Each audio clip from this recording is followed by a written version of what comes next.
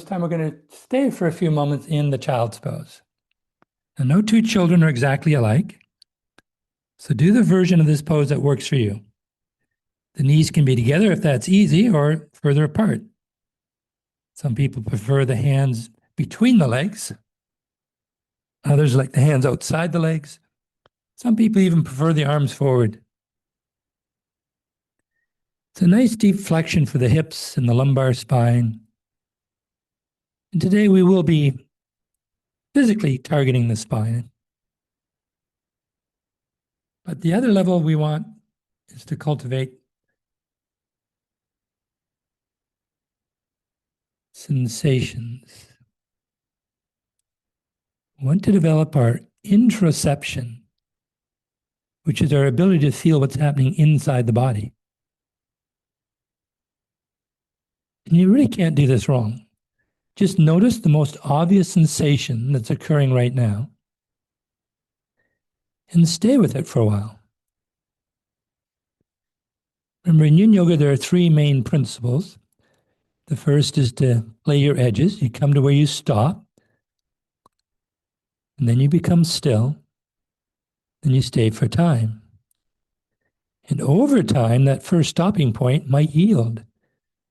You can then go a little bit deeper. So we never force anything. We simply take what's offered, like a beautiful Christmas present. We take what's offered. We graciously accept it. We don't try to force past anything. But then we add awareness.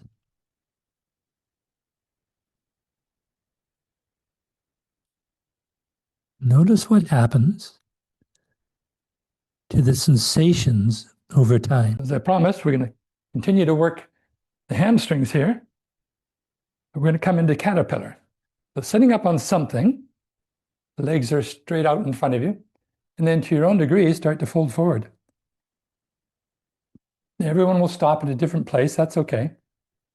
Now, if you're very tight in the hamstrings and you're sitting up tall like this, and I ask you to fold forward and you say, I have, okay, well, simply bend the knees. That's going to release the hamstrings a bit. You can put blocks, a bolster, even just your elbows underneath the legs.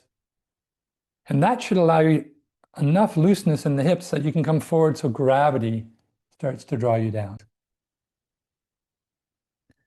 It's not a doing. You're simply watching what happens.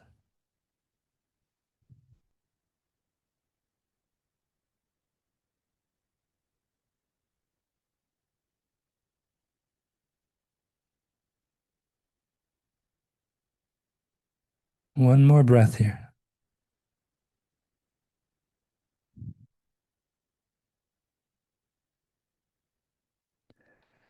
And slowly come up to sitting tall. And again, slowly means not fast. You sit tall, the spine becomes a little bit more neutral, but because you're seated, the lower back stays flexed. And every time we're seated with the hips flexed 90 degrees, the lumbar is straight. And you can reach back and feel that. Feel how your lower back is still straight. So that means we're fully flexed in the lumbar, even when we're just sitting. Just interesting to know. That's not bad. It's just the way the body works. We're going to go right into the next pose, which is straddle. So from here, separate the legs as far apart as they're going to go. And if they don't go very far, you now know what to ask Santa for Christmas. Dear Santa, please let me have the splits this year. There's no health benefit to being able to get your legs 180 degrees apart. You just go to where they stop, and then you notice what's stopping you. For most of us, it's this lovely tension in the inside of the leg. Those are the adductor muscles. Maybe a bit of tension in the back of the legs. That's still the hamstrings there. Relax the feet, relax the knees. Doesn't matter where they're pointing. And then to your own degree, allow yourself to come forward. Once again, if you're sitting up tall and you say, I have come forward, the adductor muscles might be very tight. So again, bending the knee, put a block or some support under both knees, or even having both feet on the floor. That may be required for you to come forward enough so that gravity draws you down. Some people cannot come forward very far, so they like to rest their arms onto a bolster or blocks. That's okay. Now, gravity is going to be the main mover here. So over time, you release, the tissues let go. You go a bit deeper, you go to the next edge and the next edge.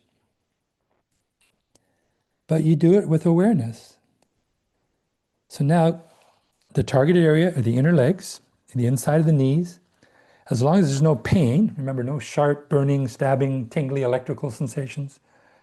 But if you're just feeling something there, allow time to soften that. Pay attention so you notice when the letting go happens. So again, simply sensing sensation.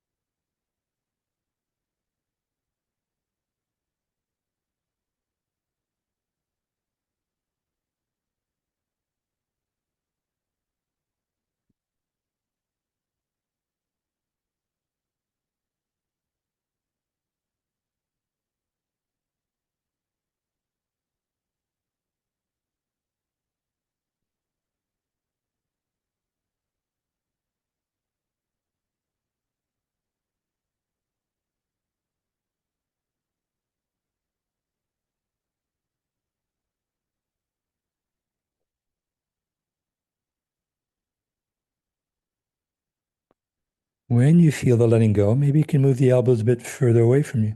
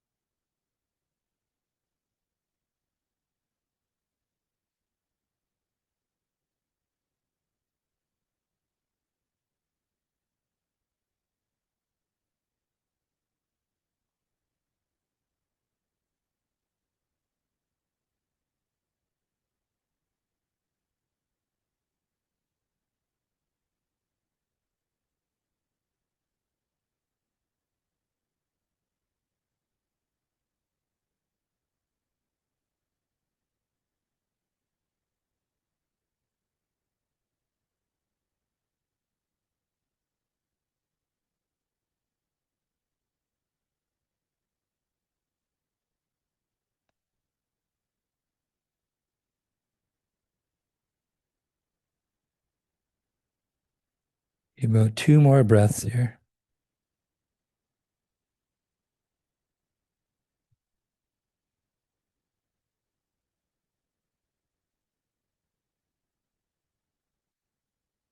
And with full awareness, let's slowly roll up, and we're going to come all the way onto the floor again. So as you come up, you can lean back, straighten the legs, or draw the legs a bit closer together, and then lie down. Once more, feel the rebound.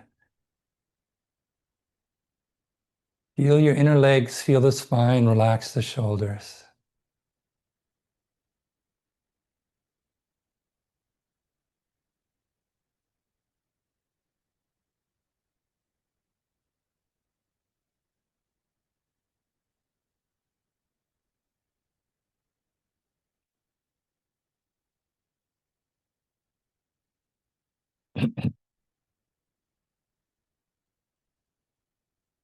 And have your legs a little bit wider apart. And clasp your elbows over your head or clasp your hands. Walk your upper body as far to the left as you can go. And you can keep that right hip still on the floor. So you're just going with your upper body to the left, keeping the buttocks on the floor. And then to the degree you can, slide your right heel towards the left heel.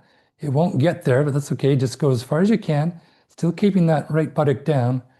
Bring your left ankle on top of the right. Turn your head to the left. You're in the banana. A very appealing pose. Now's our chance to move the spine in a different direction. Lateral flexion. So now the targeted area is the whole right side of the body.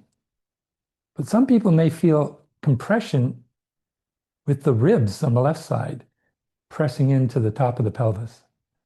Some people have a 13th and a 14th rib, even though most textbooks show 12 ribs. That's for the average person. But there are a few people who have extra ribs and people who have very high pelvises. So some people feel a compression, a pinching in the side there. That's okay. It just means you've reached your limit. Most of us can feel that nice tugging along the whole right side. Again, with the hands overhead, if you get any tingling, rest the forearms on the forehead. Make sure your hips are square to the floor. Now you're not rolling onto your left hip. Want to keep that right buttock down. And we're going to be here for a few minutes. We're already about halfway through. In the stillness, notice what you're feeling. Notice the details.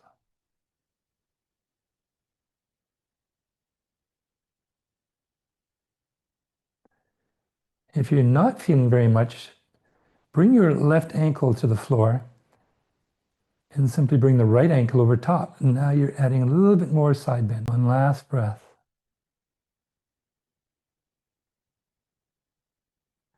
Separate your feet, legs wide apart. Bring your upper body back to the center. Staying in the banana often doesn't feel like anything, but when you come out, now you notice it. So now you're back to your rebound position. Notice how your whole right side feels different from the left side.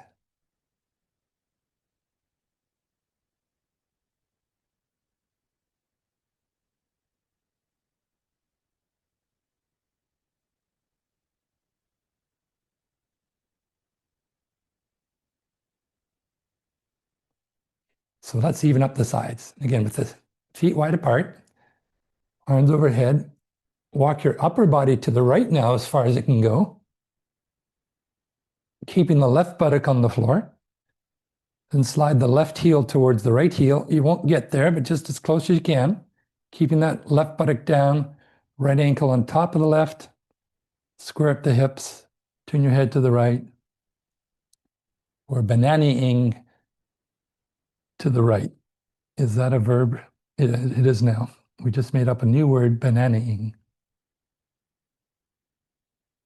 We want to stay here so we feel something, but not so much that we start to get brown spots. We just want a nice ripe banana here.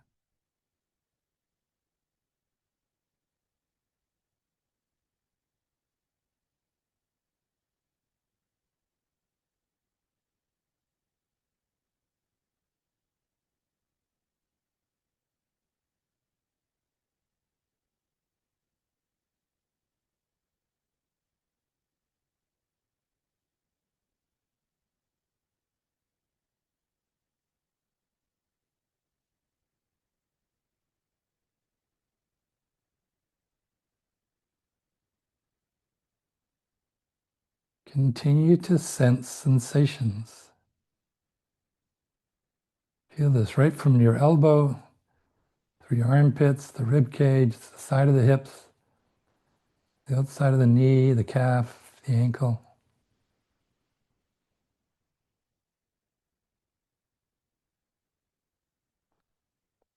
Or maybe you're feeling it in the lower right ribs.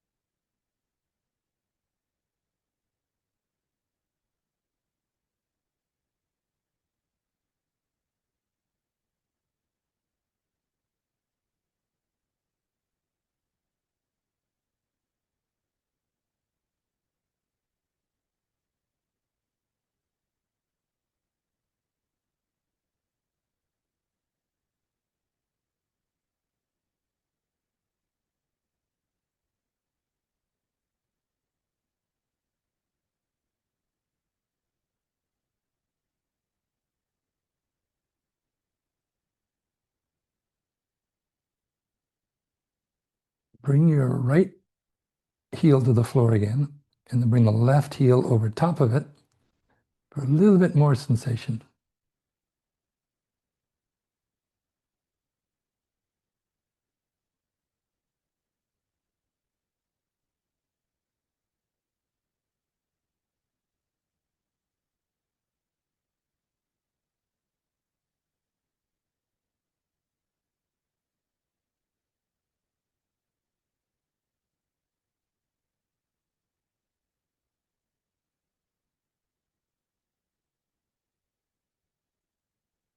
About 3 more breaths.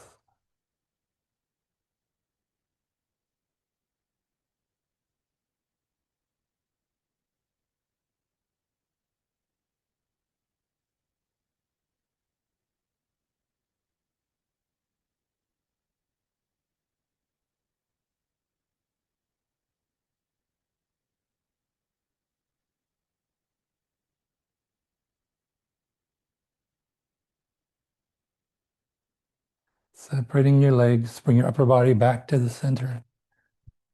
Pause here. Feel the left side of your body.